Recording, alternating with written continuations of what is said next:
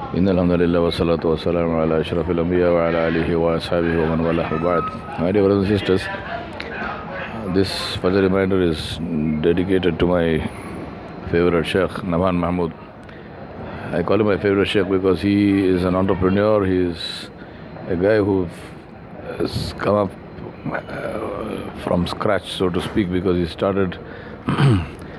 He's full of new ideas. He's full of great ideas, and he knows how to make them work. And Alhamdulillah, he is focused on Allah Subhanahu wa Taala. The reason I'm dedicating this to him is for two reasons. One is because this Fajr reminder actually comes out of another earlier one which I did, and also something which I mentioned in one of my khutab, which is the hectic pace of life that we have chosen for ourselves. And Naban is a classic example of that. Very hectic pace of life that we've chosen for ourselves, all leading to, inshallah, worldly goodness. And in that process, perhaps we forget our main purpose, which is the ibadat of Allah subhanahu wa ta'ala, to please Allah subhanahu wa ta'ala, to connect to Allah subhanahu wa ta'ala. And even if we don't forget it, or even if we do remember it, it necessarily gets relegated to some kind of a backseat, because the dunya that we've immersed ourselves in does not allow us the time to do what we need to do. I'm also recording this in the airport as I'm sitting here waiting for my flight, and you will get some background noise and so on, and that's deliberate because it symbolizes the world that we are in, where we can't take ourselves out of this world into a place which is completely sublime and peaceful and harmonious. We have to live in the middle of this world with announcements which pronounce infants and bingaluru and things like that, and yet retain our sanity and continue to work and continue to fulfill the purpose of our creation, which is the ibadat of Allah subhanahu wa ta'ala. Because Allah said, وَمَا خَلَقْتُ الْجِنَّ وَالْإِنسَ إِلَّا لِيَعْبُدُونَ. Allah did not create us to travel. He didn't create us to catch planes. He didn't create us to do anything other than His worship. And the ability to do that, and the ability to convert catching planes and sitting in airports and eating egg dosas and whatever into ibadah, and that methodology Allah taught us, which is to follow the sunnah of Rasulullah sallallahu alaihi wasallam. And that's why this particular Fajr reminder, which I have said, which I have called it multitasking for spirituality. Now, why I said that is because I thought to myself that after complaining, there's no point in defining the problem if one doesn't have a solution. So my problem definition, I'm sure, is right, which is that we don't give ourselves the time in our hectic lives to connect with Allah subhanahu wa ta'ala. But just defining a problem correctly is not sufficient. What people need is solutions. So what is the solution? And the solution again comes from the same hectic lifestyles that we have got, which is multitasking. Now, how do you multitask for spirituality? The number one thing to multitask for spirituality is what I call monitoring. We need to monitor ourselves. We need to consciously and continuously monitor ourselves. Imagine that you have a whole lot of software running on a platform, and this platform runs in the background. You can't see it. It runs in the background, but without this platform, the software won't work properly or won't work at all. And that background is this monitoring. The background is the monitoring which we call muhasiba, which we call taking account, which we call being aware of what is going on in our lives. So the issue is that how do we monitor ourselves? So the monitoring with ourselves is to see how am I connecting with Allah subhanahu wa ta'ala, and that's where the multitasking comes in. So several ways of multitasking. Number one is to see the signs of Allah subhanahu wa ta'ala in everything around us, because that's why Allah subhanahu wa ta'ala said, اقرأ باسم ربك الذي خلق. To look, consciously train yourself to see the signs of Allah subhanahu wa ta'ala in all that surround us. See the sign of Allah subhanahu wa ta'ala in the escalator. See the signs of Allah subhanahu wa ta'ala in the advertisements of forts and palaces, symbols of grandeur gone by, which remind us of the fact that if the people who built those forts and palaces could not hang on to them, and if the forts and palaces themselves have now become relics of archaeology, and what do you think is going to happen to your businesses and your houses and whatever else you're building. It doesn't mean don't build them. It means that if you build them at the cost of connecting with Allah subhanahu wa ta'ala, then there is a price to pay. So when you are totting up the cost of your building, don't just tot up the cost in terms of the concrete and cement and steel and architect's fees and whatever else, but also add to it the cost of forgetting Allah subhanahu wa ta'ala in that process, if that happened to you. If you don't think it happened to you, alhamdulillah, all power to you. But if it happened to you, think about that.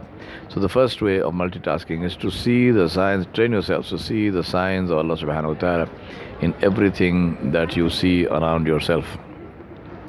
And by seeing, I don't mean only seeing visibly, but seeing in terms of all our faculties. So what you hear, what you feel, all of that. Number one. Number two is constantly to make dhikr of Allah subhanahu wa ta'ala. Dhikr doesn't have to be made with a tasbih in your hand or a counter or anything like that. I'm not saying count. I'm saying make dhikr. Anything, any of the names and attributes of Allah subhanahu wa ta'ala. La ilaha illallah, subhanallah, alhamdulillah, Allahu Akbar. One of the absolute number one best, and then I would do that, I recommend that to everybody, which is to send salat and salam on Rasulullah sallallahu alaihi wasallam. Durud. Because this is the only one on which Allah subhanahu wa ta'ala sends 10 salawat, 10 salams on the person who sends one durud on his Nabi sallallahu alaihi wasallam. All the other adhkar you have hasanat, you get reward, but the benefit of Allah subhanahu wa ta'ala sending his salam on you is only on this one dhikr, which is salat and salam on Rasulullah sallallahu alaihi wasallam. So second step of multitasking is the dhikr of Allah subhanahu wa ta'ala. Third step of multitasking to connect with Allah subhanahu wa ta'ala while you are engaged in your worldly affairs. And this one comes out of the first and second, which is concern for the fact that you do not displease Allah subhanahu wa ta'ala in any way, in any of your activities. If there is anything that remotely has the possibility of displeasing Allah subhanahu wa ta'ala, then you leave that, because otherwise that is the cost that gets added up to whatever you're doing, and that cost is way beyond what you and I can pay. And this, as I said, this concern for the pleasure of Allah subhanahu wa ta'ala, which is taqwa, comes out of seeing and recognizing the signs of Allah subhanahu wa ta'ala around you and in the dhikr of Allah subhanahu wa ta'ala jalla jalaluhu. So three things: recognize the signs, make dhikr, and be concerned about the pleasure of Allah subhanahu wa ta'ala, which means halal and haram. Make sure that you are doing halal, that you are not doing haram, and if there's any doubt, clarify the doubt before you touch it. And the fourth thing is to ensure that you fulfill the faraid, because there is no way that you can succeed if you are not fulfilling the faraid. What Allah made fard on you, if you leave that. And this happens a lot of times.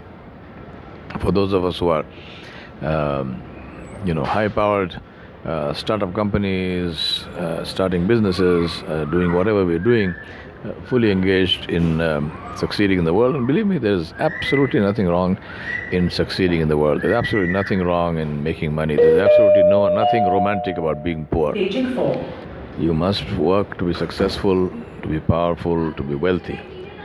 Only then can you succeed. And therefore, one must be concerned about making money, being powerful, but not at the expense of displeasing Allah subhanahu wa ta'ala. The other thing is to use your other faculties. So we are talking about dhikr, which is thought as well as speech, also of listening. Multitasking also has to do with using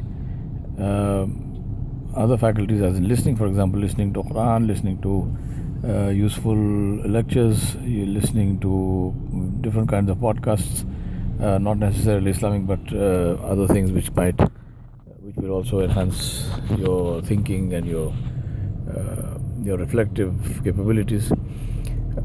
So listening, and this can be done while you're traveling in all kinds of ways. And obviously it doesn't mean let your attention be distracted if you're driving, but other than that, listening in positive ways. Another thing which is obviously which can be done and should be done is to read. And the best of the reading is, of course, the Quran, and then, of course, anything else that you find useful to connect to Allah subhanahu wa ta'ala. This reading can be done, especially people with long commutes. The commute can become a source of great khair and great barakah, that you use the commute positively to read instead of wasting time on social media or whatever else we do. So, do think of all the different ways in which you can connect to Allah subhanahu wa ta'ala by multitasking during the course of your normal day. I will end this one with this 4 clear steps, inshallah, in order to connect with Allah subhanahu wa ta'ala while we are engaged in our worldly stuff. We ask Allah subhanahu wa ta'ala to make it easy for us and to enable us to fulfill the suggestion, to fulfill our duties and to fulfill the purpose of our creation. Wa sallallahu ala nabiyil kareem wa alihi wa sahbihi ajma'in bi rahmatika ya arhamar rahimin.